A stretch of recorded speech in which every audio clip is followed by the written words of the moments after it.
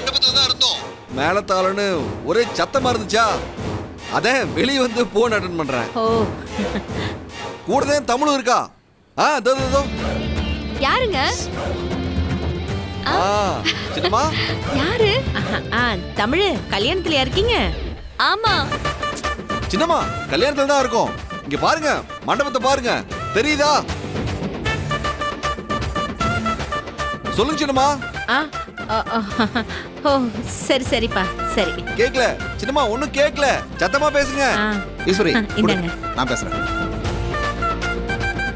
இவன் ஏதோ ஆபீஸ்ல இருக்கிறதா சொன்னாங்க. இப்போ என்ன மண்டபத்தை வீடியோல காட்டிட்டு இருக்கான்? எப்படிமா இது? டேய் சேது, என்னப்பா சாப்பிட்டியா? இல்ல சித்தப்பா, இப்பதான் தாலி கட்டு முடிஞ்சது. மொய்ய எழுதிட்டு சாப்பிட வேண்டியதே.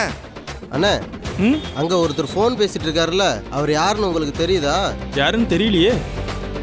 என்னப்பா சென்னை நல்லா இருக்கா? சூப்பரா இருக்கு சித்தப்பா. ஆனா முன்ன மாதிரி இல்ல, எல்லாமே மாறிடுச்சு. மத்தபடி எல்லாம் நல்லாதான் இருக்கு. சரிப்பா. சரி சித்தப்பா, வச்சிடுறேன்.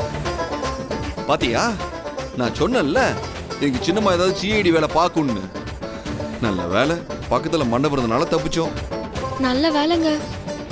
தம்பி தம்பி, ஒரு நிமிஷம் இங்க வாங்க.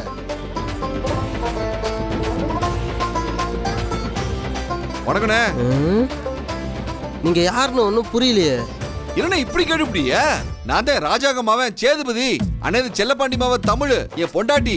ஓ, ராஜாங்கம்மா? ஆமாண்ணே. ஆமா, எந்த ராஜாங்கம்? என்ன இப்படி கேட்டுப்பிடிய? நீங்க பொண்ணு வீடா இல்ல மாப்பிள்ளை வீடா? நாங்க பொண்ணு வீடு. நாங்க மாப்பிள்ளை வீடு. தூரத்து சொந்தம். இந்த கல்யாணத்துக்கு தான் மதுரையில இருந்து வந்திருக்கேன். ஓ அப்படியா? சரி, அதை விடுங்க. நீங்க பொண்ணு வீடு தானே? ஆமா. பொண்ணு வீட்டுக்கு எங்க மொய் வைக்கிறாங்க? இங்கதான் தம்பி. இங்கதானே? சரி இருங்க. தமிழ் இத புடி.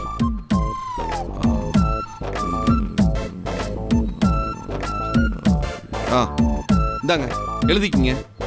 ராஜாங்கம் மகன் சேதுபதி தமிழ்ச்செல்வி, மதுரை. 5000 ரூபா. இந்தாங்க. 5000? ஆமா எழுதுங்கண்ணே. சரிப்பா. சரிண்ணே, வரட்டுமா? சாப்பிட்டு போங்க. இல்லண்ணே, நேரம் ஆச்சு, நாங்க கிளம்புறோம். சரி வரட்டுமா? சரி வா. அண்ணே, மாப்பிள்ளை வீட்டு சொந்தக்காரங்கன்னு சொல்றான், பொண்ணு வீட்டுக்கு மொய் வச்சுட்டு போறான்.